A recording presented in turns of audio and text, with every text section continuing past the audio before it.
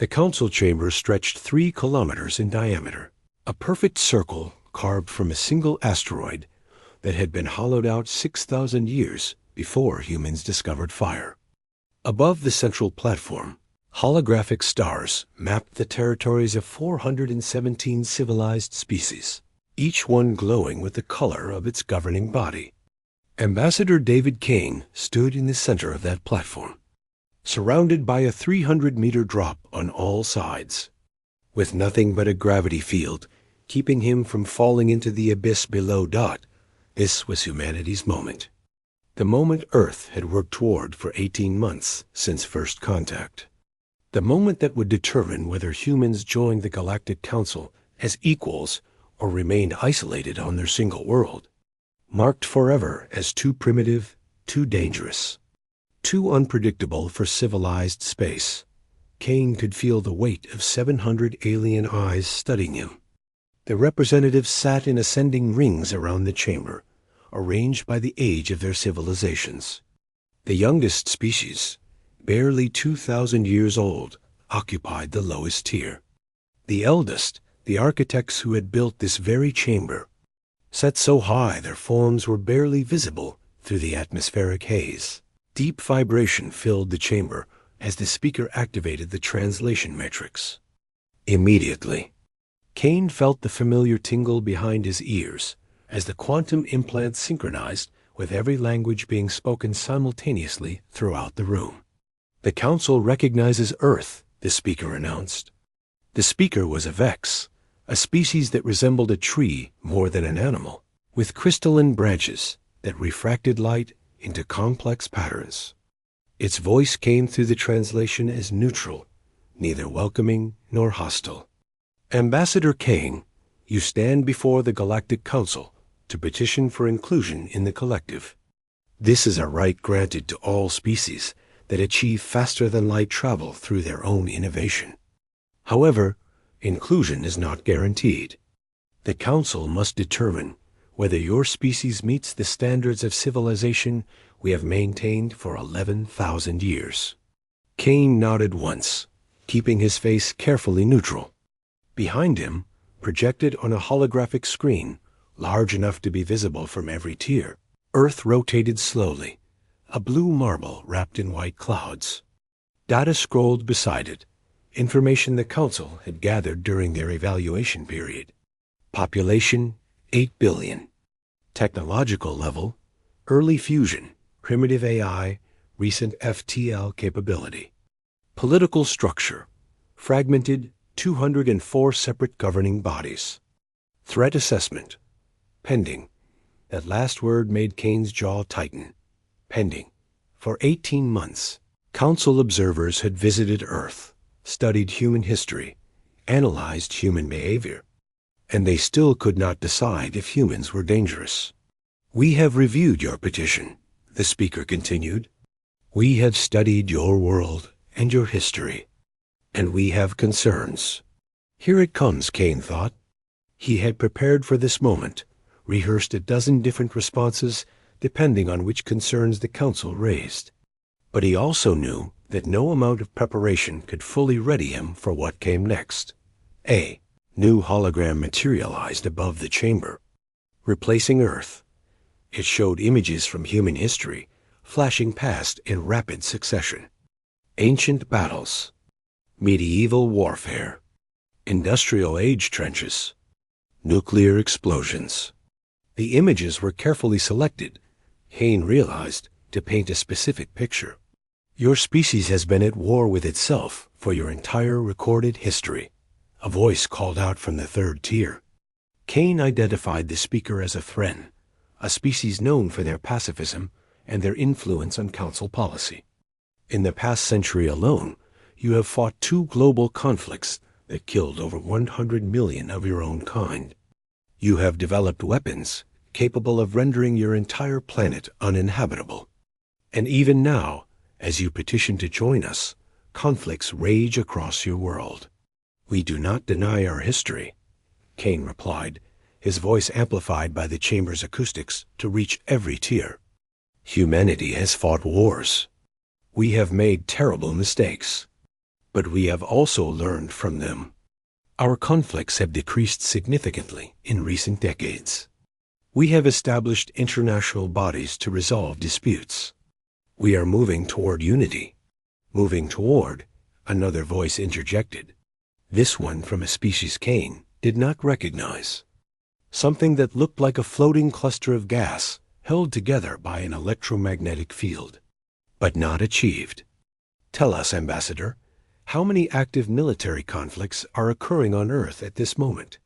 Kane hesitated for a fraction of a second, knowing the number would not help his case. 17 recognized conflicts, but most are limited in scope and 17, the gas being repeated. The entire Council has experienced 3 minor border disputes in the past 50 of your years. You have 17 wars happening simultaneously on a single planet, and you ask us to grant you access to the galaxy? The chamber filled with murmuring, the sound of hundreds of species communicating in their native languages before the translation matrix could process it all. Kane felt the moment slipping away from him. He needed to shift the narrative, needed to make them see beyond the simple numbers. You are right to have concerns, Kane said, raising his voice enough to cut through the noise. Humanity is violent. We have fought each other for resources, for territory, for ideologies and religions and reasons that seem incomprehensible even to us now. But you are making a fundamental error in your assessment. The murmuring stopped. The speaker's crystalline branches shifted slightly, a sign of attention in Vex's body language. What error? The speaker asked. Kane took a breath, knowing what he was about to say would either save Earth's petition or destroy it completely. You assume that our violence makes us incompatible with civilized space. But you have not asked why we are violent. You have not considered what made us this way. A new voice spoke from the highest tier, so distant that Kane could barely see the speaker. Explain. Kane gestured, and the holographic display changed to show Earth again, but this time with data overlays highlighting specific information. Earth is classified as a Category 9 death world. The gravity is 0.4 higher than the galactic standard. The atmosphere contains 21% oxygen, which is toxic to 60% of Council species. Our planet experiences extreme temperature variations, violent weather patterns, tectonic activity that can destroy entire cities, and an evolutionary ecosystem where almost everything is trying to kill everything else. The data continued to scroll, showing information about Earth's predators, diseases, environmental hazards. Kane watched the Council representatives lean forward, studying the numbers with what he hoped was growing understanding. Humans evolved in an environment that was actively hostile to our existence, Kane continued. We did not develop technology in peace. We developed it to survive. Every tool we created, every innovation we achieved, came from the necessity of staying alive on a planet that gave us no mercy. And yes, that environment made us violent. It made us competitive. It made us see threats everywhere, because on Earth, threats are everywhere. This does not comfort us, the Thren representative said. You describe a species shaped by violence, and then ask us to trust you with access to our worlds. No, Kane said sharply. I am asking you to understand context. Every species in this chamber evolved on a world that nurtured them. Your planets gave you stable climates, abundant resources, ecosystems that supported your development. You learned to cooperate because cooperation was rewarded. You built civilizations based on mutual benefit because mutual benefit was possible. He pointed at Earth on the display. We learned to cooperate despite our environment trying to kill us. We built civilizations while fighting floods and droughts and predators and diseases that evolved as fast as we did. The fact that humanity survived it all is remarkable. The fact that we achieved spaceflight, that we stand before you now, is a testament not to our violence, but to our refusal to give up. The chamber was silent now. Every representative focused on the human standing alone on the central platform. Kane pressed forward. "You judge us for our wars, and you should. They were brutal and wasteful and wrong. But they also taught us something that I do not think your species have had to learn. They taught us that survival requires adaptation. That strength alone is not enough. That intelligence and strategy and the willingness to change are what separate extinction from continuation." "Pretty words," a voice called out, dripping with skepticism. "But words do not change nature. A predator species remains a predator regardless of what it claims to have learned." Kane turned toward the speaker. "A reptilian being from a species called the Krell. Then test us." The speaker's branches shifted again, more dramatically this time. "Test you? You have the ability to monitor our entire planet," Kane said. "You have observers in our cities, analysts studying our communications, technology that can track every military movement we make. You know everything about us. So test us.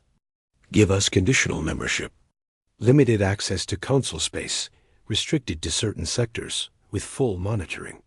Judge us not by our past, but by our actions going forward." A new voice spoke, this one from the second tier. It belonged to a Vexith, a species known for their strategic thinking. "And if you fail this test, if you prove too dangerous, then you revoke our membership and quarantine Earth," Kane said simply. "You have the power to do that. We both know it. Your technology is centuries ahead of ours. If humanity becomes a threat, you can contain us. But if we prove ourselves, if we show that we can contribute to the Council rather than threaten it, then you gain something valuable. What could a violent Deathworld species possibly offer us?" The Krell representative asked. Kane smiled, though there was no humor in it. "Perspective. For 11,000 years, the Council has maintained peace through diplomacy and cooperation. That is admirable. But I have read the reports your own security forces file. Border conflicts with species outside the Council. Pirate raids on trade routes. Threats from regions of space you have not explored. You have maintained peace within your borders, but the galaxy is vast, and not everything in it wants to talk." He let that sink in for a moment before continuing. "Humans understand conflict in ways you do not. We have spent our entire history learning to fight, to defend, to survive against overwhelming odds. We are not suggesting you abandon your principles. But when something comes along that does not respect those principles, would you rather face it alone or with allies who know how to stand their ground?" The chamber erupted in discussion, representatives arguing with each other in dozens of languages. Kane stood in the center of it all, his heart pounding, knowing he had just made a gamble that could reshape Earth's entire future. The speaker raised several branches, and slowly the chamber quieted.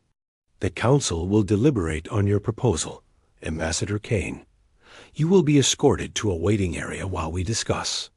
"How long will deliberation take?" Kane asked. "As long as necessary," the speaker replied. "The decision to grant membership to a species is not made lightly, particularly when that species presents such significant unknowns." Kane nodded and turned toward the exit platform, where a gravity lift would carry him back to solid ground. As he moved, he heard one final voice call out, quieter than the others, but somehow cutting through the noise. "Ambassador Kane," the voice said. And Kane turned to see a small being from one of the middle tiers, a species he did not recognize. "If we grant you this test, this conditional membership, know that the entire galaxy will be watching. One mistake, one incident that confirms our fears, and humanity will be isolated forever. Can you live with that pressure?" Kane met the alien's eyes across the vast distance. "My species has lived under the threat of extinction since we first learned to stand upright. Pressure is not new to us. What is new is the opportunity to prove we are more than our worst moments." The gravity lift activated, and Kane descended into the darkness below the platform, leaving the council to decide humanity's fate. As he dropped through the layers of the chamber, he could still hear the debate raging above. Hundreds of voices arguing about whether humans deserved a chance or represented a danger too great to risk in 6 hours. He would have his answer. In 6 hours, Earth would either take its first step toward the stars or be marked as a quarantine zone, forbidden from ever leaving their death world. Kane closed his eyes and hoped. He had said enough. The waiting chamber was designed to be calming, with walls that shifted through gentle colors and a ceiling that displayed a peaceful simulation of some alien sky. Kane sat on a bench that adjusted automatically to human proportions, and tried not to think about the fact that Earth's entire future rested on a debate happening 3 kilometers above his head. His communication device vibrated, the small quantum link that connected him to the human delegation waiting in orbit around the council station. He activated it, and Vice Admiral Rachel Torres's face appeared in the holographic display. "How bad is it?" Torres asked without preamble. She had never been one for diplomatic niceties, which was one of the reasons Kane valued her counsel. "Hard to say," Kane admitted. "I gave them the conditional membership proposal. Some seemed receptive. Others looked ready to vote for permanent quarantine." Torres leaned back in her chair aboard the Earth vessel Defiant, the most advanced ship humanity had ever built, and still hopelessly primitive compared to Council technology.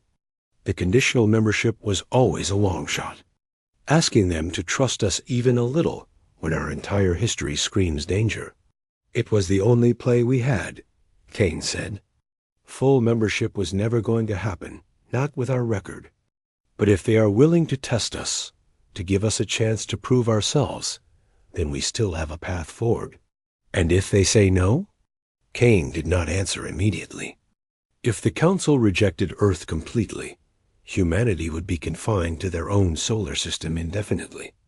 No access to Council trade routes, no access to their technology, no access to the knowledge of 400 civilizations that had already made every mistake humans were still figuring out how to avoid. Earth would be alone, watching the galaxy move forward without them. "Then we adapt," Kane finally said. "It is what humans do?" Torres studied him through the hologram. "You believe that? That we can make it alone if we have to?" "I have to believe it," Kane replied, "because the alternative is accepting that we are exactly what they fear, dangerous primitives who cannot be trusted. And I refuse to accept that assessment." The communication device vibrated again, this time with a priority alert.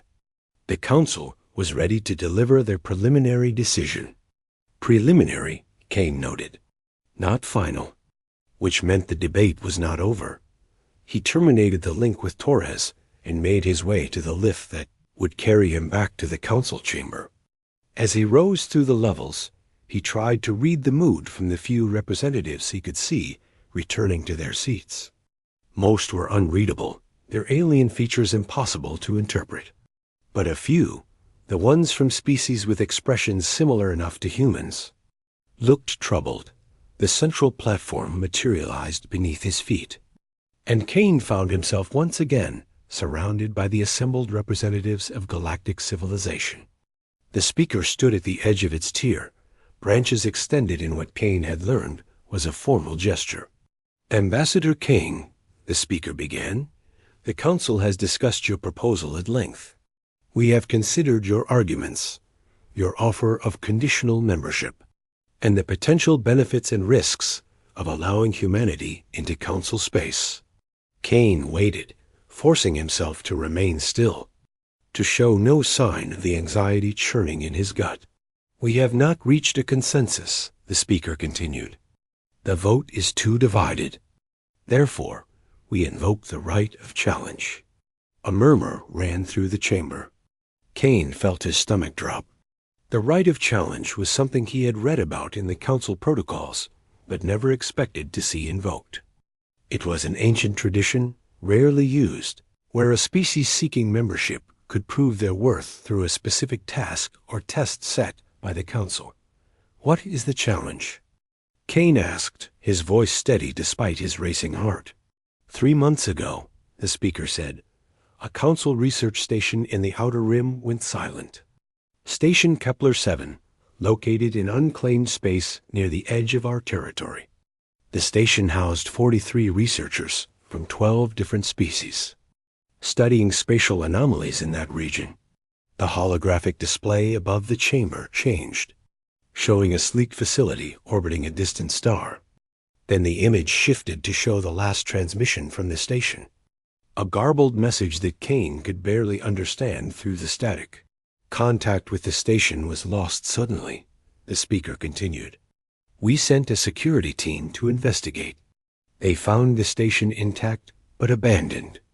No signs of struggle, no indication of what happened to the researchers. They simply vanished. You want us to find them, Kane said, understanding immediately. We want you to succeed where we have failed, a new voice interjected. Kane looked up to see a representative from the highest tier speaking, one of the ancient architects. 3 investigation teams have been sent to Station Kepler-7. None have been able to determine what happened. The station itself has become a mystery that challenges our understanding of physics and reality. The architect's form shimmered, a sign of emphasis in their species. If humanity is as adaptable as you claim, as skilled at solving problems under pressure, then prove it. Take a team to Station Kepler-7. Discover what happened to our researchers. Solve the mystery that has eluded our best minds. Kane felt the trap in the challenge, even as he recognized the opportunity. This was not just about solving a mystery. It was about proving that humans could contribute something unique to the Council, that their different perspective and evolutionary background made them valuable rather than dangerous. And if we succeed? Kane asked. Then the Council will grant humanity conditional membership for a trial period of 5 standard years, the speaker said. You will have access to designated trade routes, limited technology exchange, and the opportunity to prove yourselves as worthy members of our civilization. And if we fail? The chamber fell silent. Finally, the Krell representative who had challenged Kane earlier spoke. If you fail, it will confirm that humanity is no different from the dozens of other violent species we have encountered over the millennia. Species that were given chances and squandered them. You will return to Earth, and the Council will place your system under permanent observation. No trade, no contact, no membership. Ever. Kane felt the weight of that pronouncement. Permanent isolation. Earth would be marked as too dangerous, too unreliable, and humanity would spend the rest of its existence trapped in a single solar system while the galaxy moved on without them. How long do we have? Kane asked. The challenge must be completed within 60 standard days, the speaker replied. Fail to solve the mystery in that time, and the offer is withdrawn. 60 days.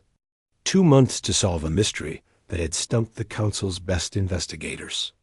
Kane knew he should feel terrified, should recognize this as an impossible task designed to give the Council an excuse to reject Earth. But instead, he felt something else stirring in his chest. Hope. We accept the challenge, Kane said firmly. The speaker's branches shifted in what might have been approval or concern. You may select a team of no more than 12 humans to accompany you. You will be provided with a Council transport vessel and basic equipment, but no additional support. The investigation will be yours to conduct as you see fit. When do we leave? Kane asked. Immediately, the architect said from above. Every day you delay is a day those researchers remain missing, and a day closer to your deadline. Kane nodded once and turned toward the exit. As the gravity lift began to lower him from the platform, he activated his communication link to Torres. Change of plans, he said as her image appeared. I need you to assemble a team. Scientists, engineers, security personnel. The best we have. And I need them ready to depart in 12 hours. Torres's expression shifted from confusion to understanding. They gave us a challenge. They gave us a chance, Kane corrected. Now we have to prove we deserve it. He terminated the link and continued his descent, his mind already racing through the personnel files he had memorized during the journey to the council station. He would need specialists, people who could think creatively under pressure, people who embodied the human traits he had just spent an hour defending to the council dot as the lift reached the bottom and Kane stepped out into the corridor that would lead him to the docking bay. He allowed himself a small smile. The council had no idea what they had just done. They thought they were testing humanity, evaluating whether humans could solve a mystery. What they had actually done was give a species evolved on a death world, a species that had survived every challenge their brutal planet had thrown at them, a problem to solve. And humans were very, very good at solving problems, especially when everything depended on it. The council transport vessel designated for the mission was called the Meridian, and it was unlike anything Kane had ever seen.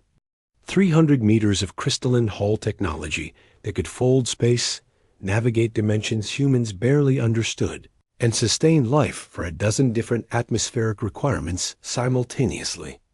The ship made Earth's most advanced vessels look like wooden boats compared to nuclear submarines. Kane stood in the vessel's briefing room, watching his assembled team materialize through the transport pads.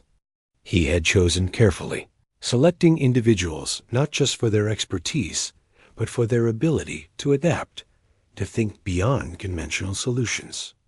The council wanted to see what humans could do.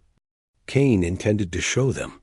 First to arrive was Dr. Lisa Park, a xenobiologist who had made first contact with 3 previously unknown species in Earth's own oceans. If there were biological answers to what happened at Station Kepler 7, Park would find them. Next came Commander James Wright, formerly of Earth's Naval Special Forces, now serving as head of security for the human delegation. Wright had survived situations that should have killed him a dozen times over. His ability to assess threats and respond instantly made him invaluable. The rest of the team followed in quick succession. Dr. Anton Reeves, a physicist specializing in spatial anomalies. Engineer Maria Santos, who could fix or reprogram almost any technology given enough time. Communications specialist David Chun, linguist Dr. Sarah Okonkwo, medical officer Dr. Yuki Tanaka, and 5 others, each bringing unique skills to the mission. When the last team member materialized, Kane activated the holographic display at the center of the briefing room. The image of Station Kepler 7 appeared, rotating slowly to show all angles of the facility. "This is our challenge," Kane said without preamble. 43 researchers from 12 species vanished from this station 3 months ago. No distress call, no signs of struggle, no bodies.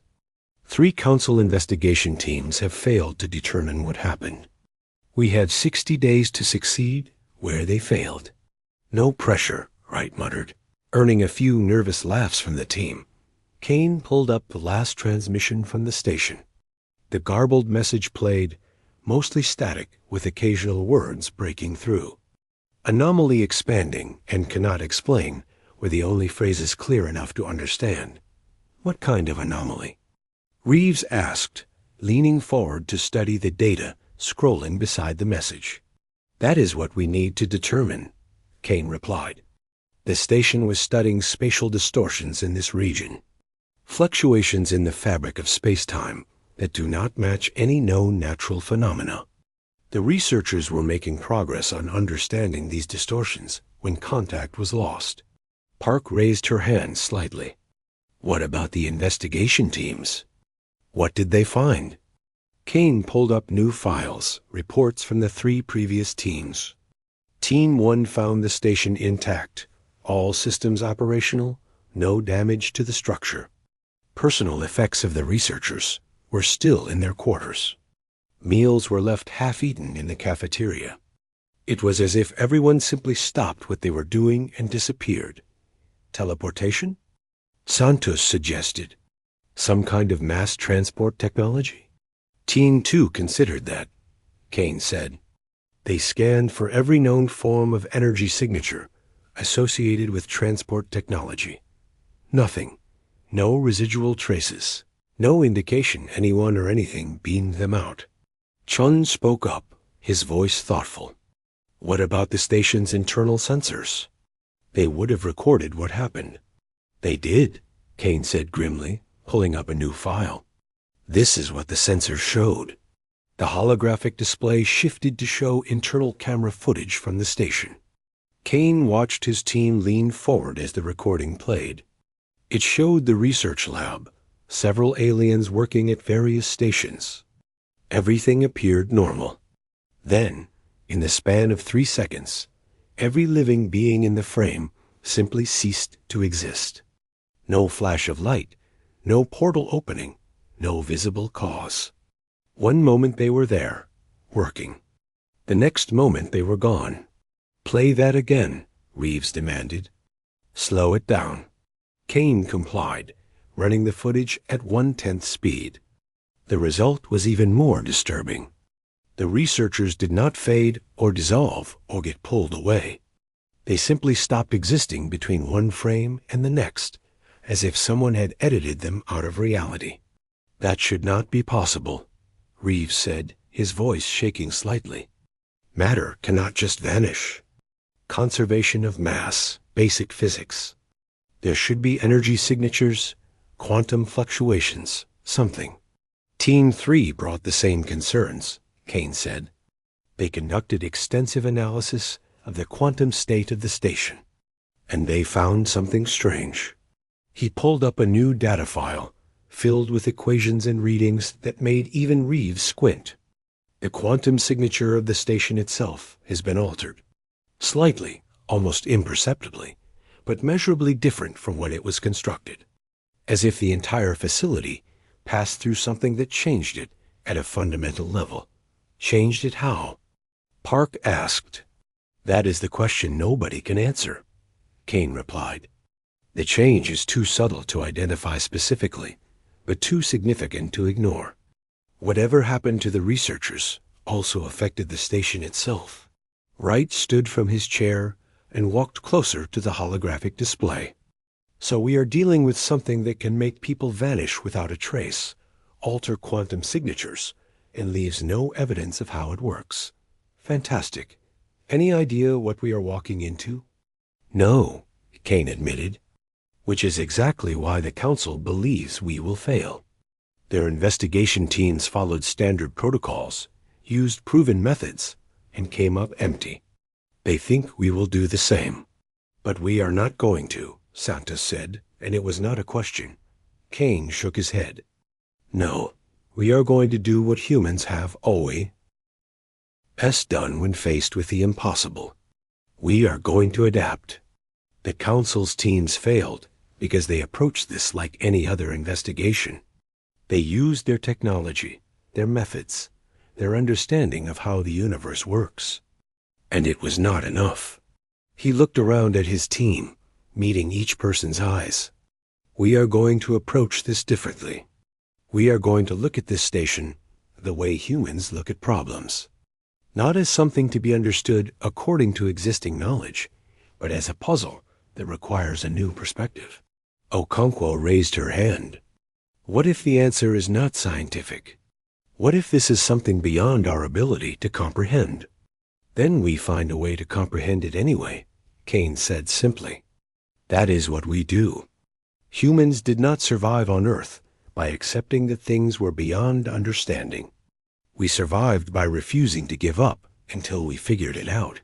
Tanaka spoke for the first time, her voice quiet but clear. When do we arrive at the station? Kane checked the ship's chronometer. 18 hours. I suggest you all rest, review the files, and prepare yourselves. When we dock at Station Kepler 7, we are going to be stepping into a mystery that has stumped some of the most advanced minds in the galaxy. We need to be ready for anything. The team began to disperse, heading to their assigned quarters, or to various sections of the ship to begin their preparations. Wright lingered, waiting until the others had left before approaching Kane. "You really think we can solve this?" Wright asked quietly. Kane considered the question carefully. "I think we have to. Because if we do not, humanity's future ends before it begins. But more than that, I think we actually have an advantage the Council teams did not have." "What advantage?" "We expect the universe to be hostile," Kane said. "We expect things to try to kill us, to challenge us, to defy understanding. The Council species evolved on worlds that made sense, where the rules were consistent. We evolved on a world that broke its own rules constantly. Earthquakes that come from nowhere, diseases that mutate faster than we can cure them, predators that adapt to every defense we create." He gestured at the holographic display, still showing the frozen image of the researchers vanishing. The Council teams looked at this and saw an anomaly, something that violated their understanding of reality. "We look at it and see Tuesday. Just another impossible thing that needs to be survived and understood." Wright nodded slowly. "You are betting everything on the idea that being from a death world gives us an edge." "I am betting everything on the fact that humans do not quit," Kane corrected. "We have 60 days to solve this. And I promise you, Commander, we are going to use every single one of those days. We are going to examine every possibility, test every theory, and look at this from angles the Council never considered." "And if we fail?" Kane smiled, though there was steel behind it. "Then we fail having given everything we had. But I do not plan to fail. I plan to show the galaxy exactly what humans can do when everything is on the line." Wright saluted and left the briefing room. Kane remained, staring at the image of Station Kepler 7. Somewhere in that facility was the answer to what happened. Somewhere in the data, the sensor logs, the physical evidence, there was a pattern waiting to be recognized. The Council thought this challenge would break humanity's petition for membership. They thought no primitive species from a death world could succeed where their advanced investigation teams had failed. Kane intended to prove them wrong. And in doing so, he intended to prove that humanity deserved its place among the stars. The Meridian continued its journey through folded space, carrying 12 humans toward a mystery that would determine the fate of their entire species. 60 days, 43 missing researchers, one impossible challenge. Kane returned to studying the files, searching for something the others had missed. Because somewhere in all this data, there was an answer. There had to be, and humans were very good at finding answers, even when they did not want to be found. Especially then, Station Kepler 7 hung in the void like a ghost, its lights still burning, but its corridors empty of life. The Meridian docked smoothly, the Council vessel's advanced systems interfacing perfectly with the station's ancient architecture. Kane stood at the airlock with his team, each member suited up in the protective gear the Council had provided. The suits would adapt to whatever environmental conditions they encountered, maintain life support for up to 72 hours, and transmit constant biometric data back to the ship. "Atmosphere inside the station is stable," Santos reported, reading from her scanner. "Oxygen, nitrogen, trace gases all within normal parameters for Council facilities. Temperature is standard. No detected toxins or biological hazards." "Same readings the other teams got," Wright said, his hand resting on the plasma weapon at his hip. Council regulations prohibited humans from bringing their own weapons into Council facilities, but they had been issued standard security equipment. Wright had spent the journey learning how to use it. The airlock cycled open, and Kane led his team into Station Kepler 7. The corridor beyond was pristine, almost eerily so. Soft blue lighting illuminated walls covered in the universal script used throughout Council space. Directional markers pointed toward different sections: research labs, living quarters, command center, engineering. "It feels wrong," Park said quietly. "Like a museum. Everything perfect and preserved, but nothing alive." Kane understood what she meant. The station did not feel abandoned. It felt paused, as if the researchers had simply stepped away for a moment and would return any second. Personal items lined the corridors, small touches that spoke of the individuals who had worked here. A plant from someone's homeworld, still healthy in its climate-controlled container. A piece of art mounted on a wall. A child's drawing displayed proudly outside what must have been family quarters. "Split into teams," Kane ordered. "Park, Okonkwo, and Tanaka, check the living quarters. Look for anything personal, journals, communications, anything that might tell us what the researchers were thinking before they vanished.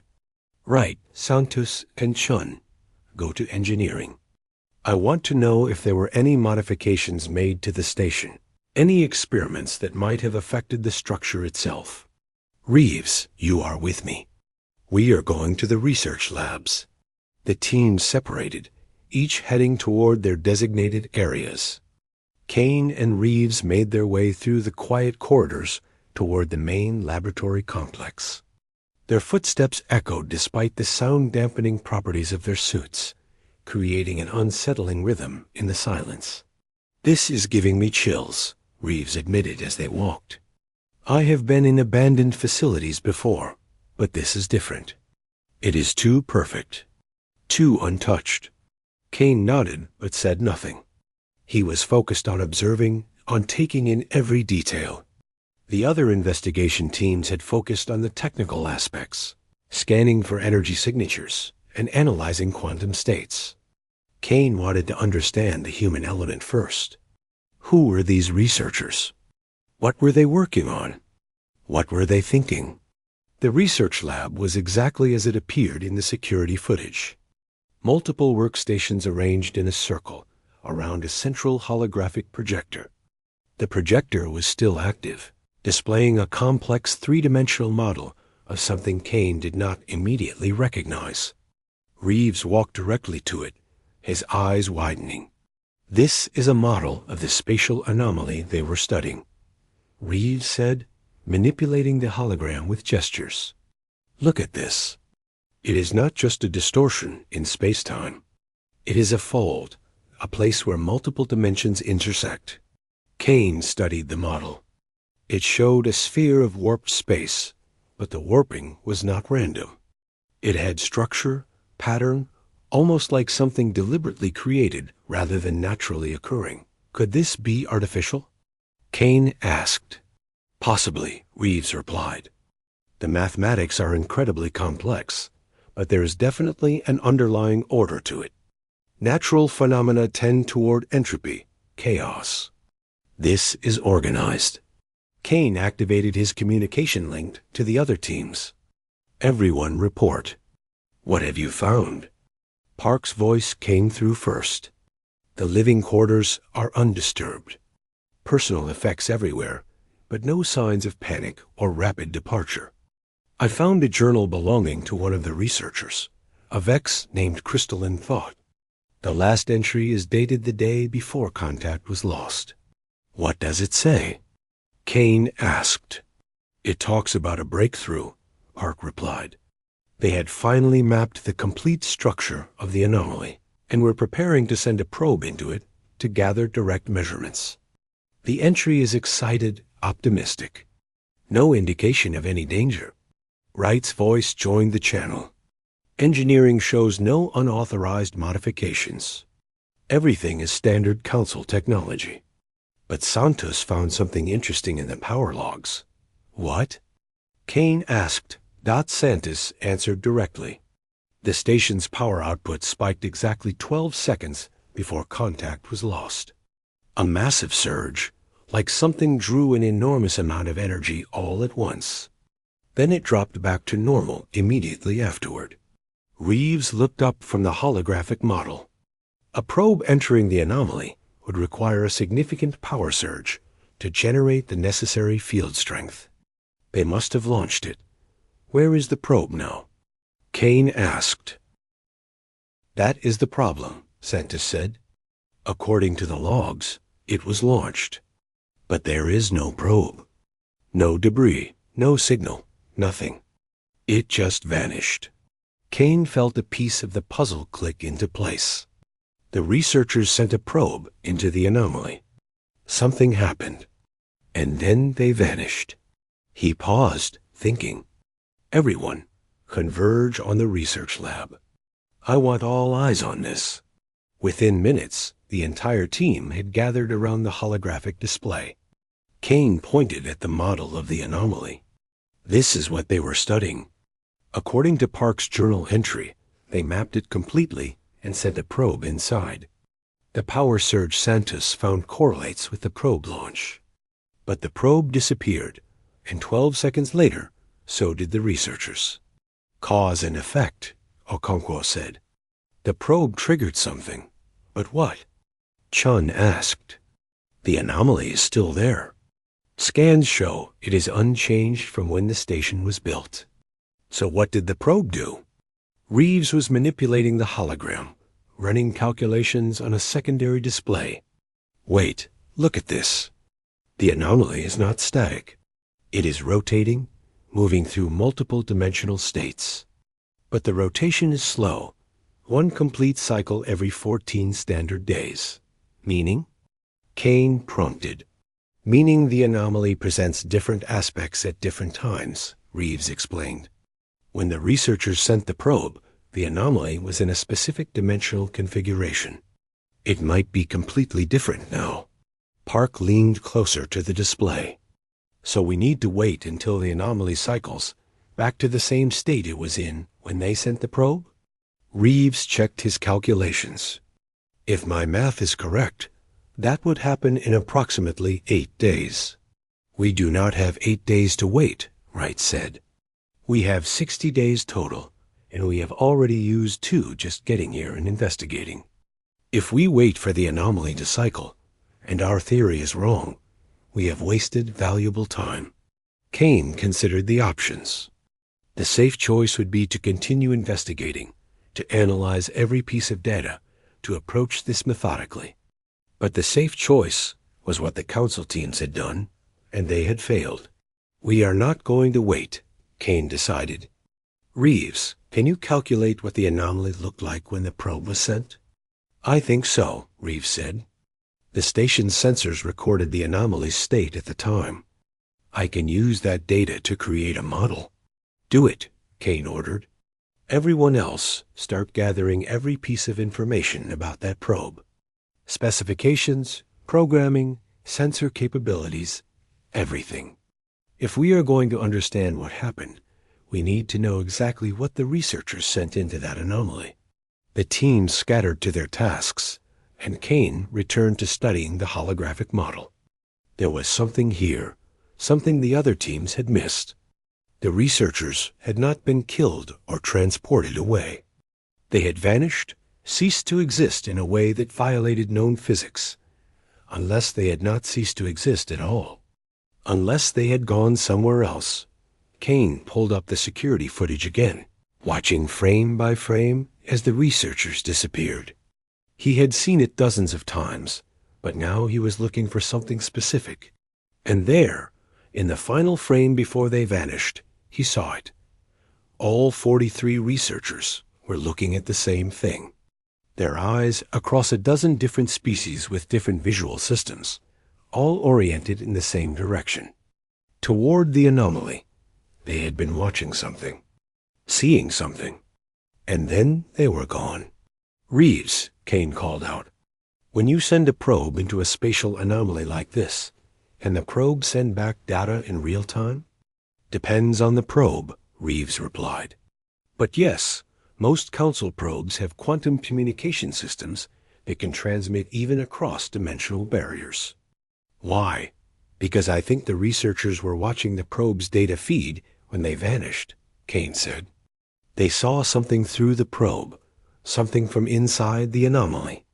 And whatever they saw, it reached back. The room fell silent as the implication sank in. They were not dealing with a natural phenomenon that had accidentally affected the researchers.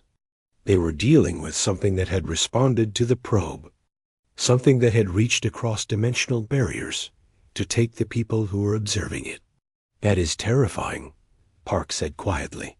"That is our answer," Kane countered. "The anomaly is not just a spatial distortion. It is a gateway to somewhere else. And something on the other side took our researchers. Then how do we get them back?" Tanaka asked. Kane looked at his team, saw the fear in their eyes, but also the determination. They were humans. They were from Earth, and when something took their people, they went and got them back. "We send another probe," Kane said. "But this time, we do it right. We learn from their mistake. We establish protocols, safety measures, ways to pull back if something starts to reach through. And we find out where those researchers went. And if something comes through?"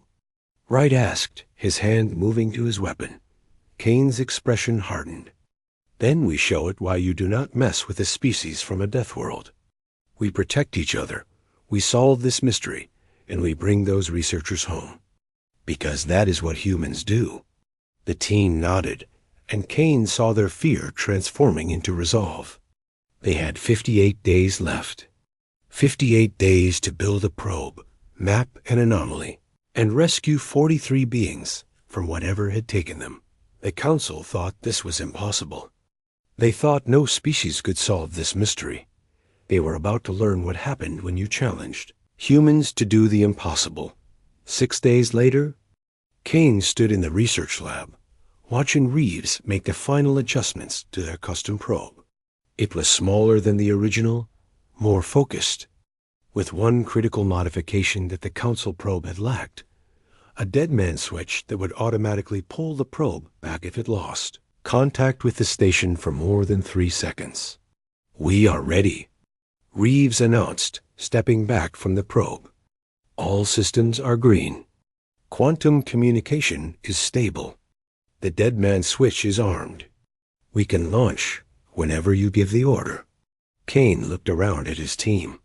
They had barely slept in 6 days, working in shifts to build this probe and prepare for what came next. Park had developed bioscanners that could detect life signs even across dimensional barriers. Santos had reinforced the station's power systems to handle the surge. Wright had established security protocols and armed every team member with weapons set to maximum yield. They were as ready as they could be. "Before we do this," Kane said, "I want everyone to understand what we are risking. The researchers who vanished were taken by something on the other side of this anomaly. We are about to open a door to that same place. Whatever came through before might come through again. We might not be able to control it." "We understand," Park said, and the others nodded agreement. "Good," Kane said. "Then let's bring those researchers home." Reeves launched the probe. Reeves activated the launch sequence. The probe lifted from its platform, surrounded by a shimmering field of energy.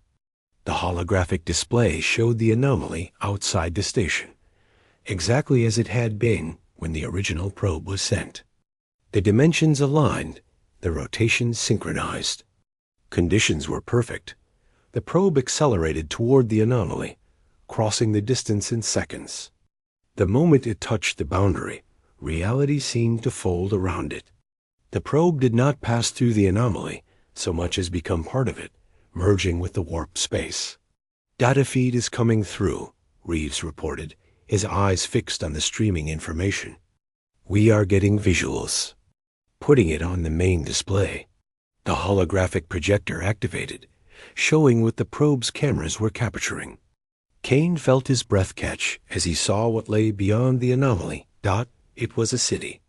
Not a human city, not even a structure that made sense by Earth standards, but unmistakably a place built by intelligence.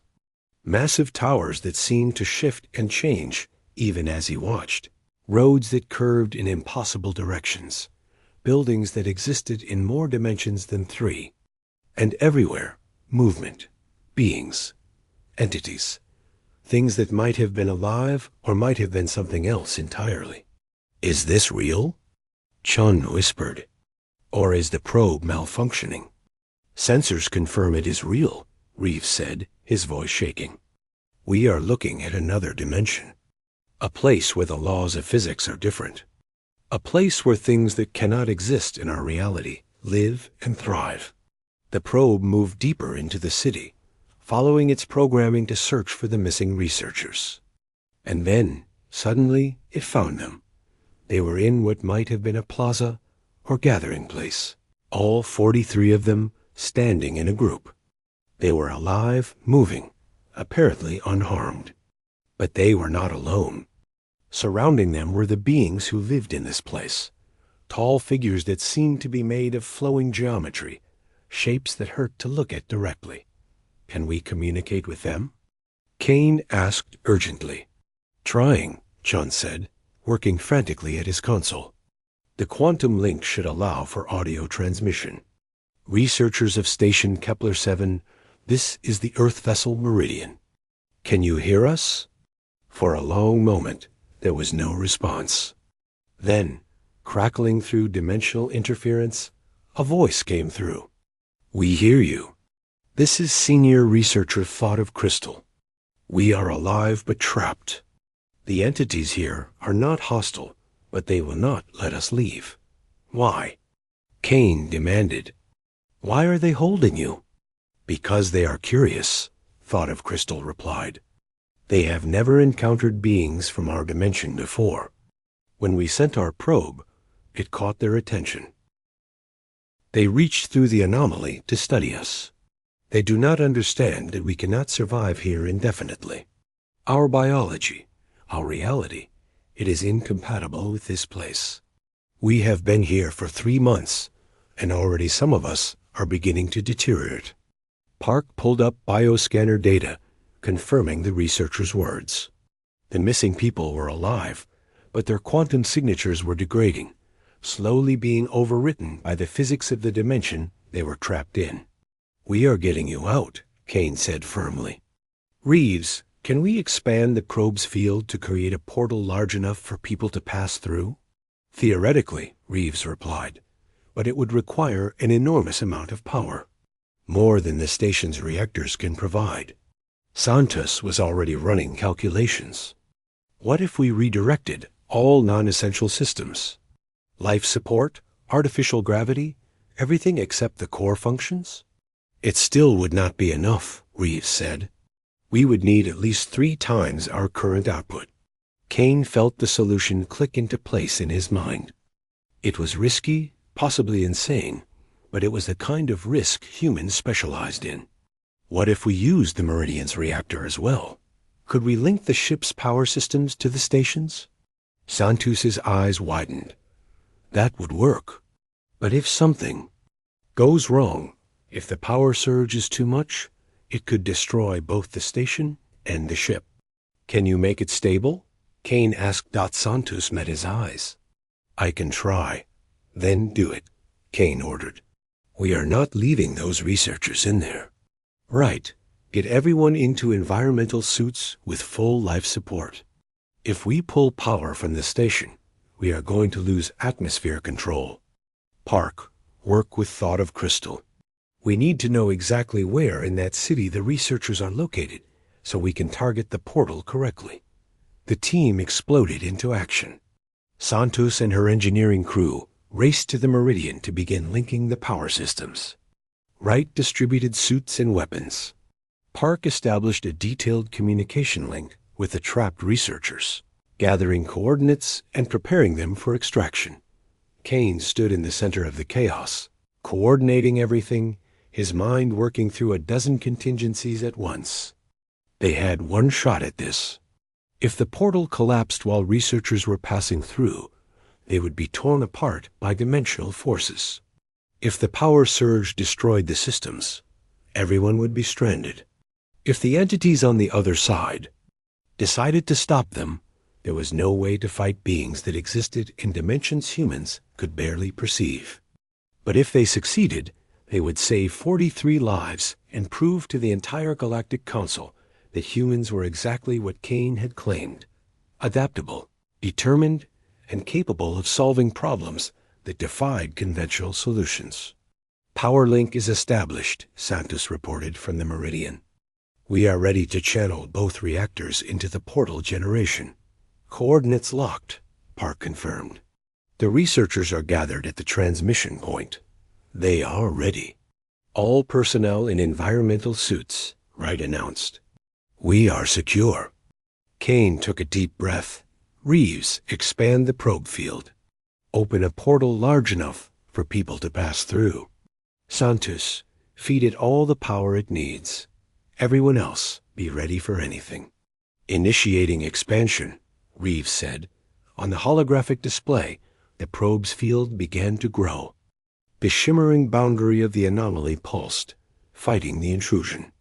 Alarms blared as power levels spiked across both the station and the Meridian. The lights flickered, gravity wavered, and Kane felt reality itself seemed to strain around them. Then, with a sound like reality tearing, a portal opened. It hung in the middle of the research lab, a window into another dimension. Through it, Kane could see the plaza where the researchers waited. He could see the geometric beings surrounding them, watching with whatever passed for curiosity in their incomprehensible minds. Portal stable, Reeves shouted over the alarms. But I do not know how long we can hold it. Thought of Crystal. Kane called through the communication link. Send your people through. Now. The researchers did not hesitate. They ran toward the portal, one by one diving through the dimensional barrier. Kane watched as they emerged in the lab, solid and real, collapsing to the floor as Earth's physics reasserted control over their bodies. Tanaka and her medical team rushed to help them, checking vital signs, administering emergency care. 15 through, Park counted. 20, 25. The power systems screamed in protest. Kane could see readings flashing red across every console. They were pushing the reactors beyond their designed limits. But they were so close. 30, 35. The portal began to flicker. The dimensional barriers were fighting back, trying to close the gap humans had forced open. 40, 41. 2 researchers left. Kane could see them on the display, running toward the portal. But the geometric beings had moved, forming a barrier between the researchers and the exit. They were not attacking, but they were not letting the last 2 through. They are blocking the path, Park said desperately. Kane made a decision. Right, give me your weapon. Wright handed over the plasma pistol without question. Kane checked the charge, then looked at Reeves. Can you stabilize the portal for 30 seconds? Maybe, Reeves said. Why? Because I'm going through? Kane said. He stepped toward the portal before anyone could stop him. Keep it open. I am bringing them back. He jumped through before his team could protest. The sensation of crossing dimensional boundaries was like nothing Kane had ever experienced. For a fraction of a second, he existed in both realities simultaneously, his body stretched across impossible distances. Then he was through, standing. In the alien city, breathing atmosphere that should not have been breathable, looking at beings that should not have existed. The geometric entities turned to face him, their attention shifting from the 2 remaining researchers to this new intruder. Kane raised the plasma pistol, not aiming at them, but making his intent clear. Let them go, he said, knowing the entities. Could not understand his words, but hoping they understood his determination. The beings moved closer, their forms shifting and flowing. Kane felt something touch his mind, not hostile, but intensely curious. They wanted to understand him, to study this new type of being that had forced its way into their dimension. You can study me later, Kane said. Right now, those researchers are leaving. He grabbed the 2 aliens, pulling them toward the portal. The geometric beings moved to block him, and Kane did something he hoped he would not regret. He fired the plasma pistol, not at the beings, but at the ground between them. The energy blast carved a line in the impossible geometry of the plaza, a clear warning. The beings stopped. For a moment, Kane thought they would attack, would reach into his mind and tear it apart, or simply erase him from existence. But then they pulled back, creating a path to the portal. Kane did not wait. He shoved the two researchers toward the portal and followed right behind them. The dimensional barrier fought him, tried to keep him in the alien dimension, but he pushed through with pure, stubborn will. He fell out of the portal and onto the floor of the research lab, gasping for air that actually made sense to his lungs. Around him, all 43 researchers were accounted for, alive and being treated by Tanaka's team. "Close it," Kane ordered. "Close the portal now." Reeves shut down the power feed. The portal collapsed, the anomaly returning to its natural state. The alarms quieted, and gradually the station system stabilized. Kane lay on the floor, his heart pounding, and started to laugh. They had done it. They had solved the mystery, rescued the researchers, and proved that humans could handle challenges Council's best teams could not. Wright helped him to his feet. "That was insane, sir." "That was human," Kane corrected. Still grinning. 20 hours later, Kane stood once again on the central platform of the Council chamber. His team was in orbit, resting after their ordeal. The 43 rescued researchers were receiving medical care at Council facilities, and the entire galaxy was watching to see what judgment would be rendered. The Speaker's branches extended. "Ambassador Kane, you were given an impossible challenge. 3 of our best investigation teams failed to solve the mystery of Station Kepler 7. You were given 60 days. You solved it in 8. The chamber was silent. Every representative focused on the human standing alone on the platform. "More than that," the Speaker continued, "you rescued 43 researchers that we had declared lost. You opened a portal to another dimension, made contact with beings we did not know existed, and brought our people home. You did this with a team of 12, using creativity and courage that defied our expectations." Kane waited, hardly daring to hope that the architect spoke from the highest tier. "The Council has reached its decision. Humanity has proven itself capable, resourceful, and willing to risk everything to protect others. These are qualities we value. These are qualities we need." The ancient being's form shimmered. "The Galactic Council grants Earth conditional membership for a trial period of 5 years. Welcome to the collective, Ambassador Kane. Welcome to the galaxy." The chamber erupted. In a sound that might have been applause, or might have been 100 different species' ways of expressing approval. Kane felt his knees weaken with relief. They had done it. Earth had its chance.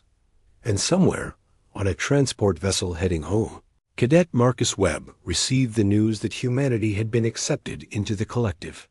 The cadet who had not stepped back, who had defended himself against a Threll warrior whose actions had set everything in motion. 8 seconds had changed his life. 8 days had changed humanity's future. And the galaxy would never be the same. Retry Claude can make mistakes. Please double-check responses.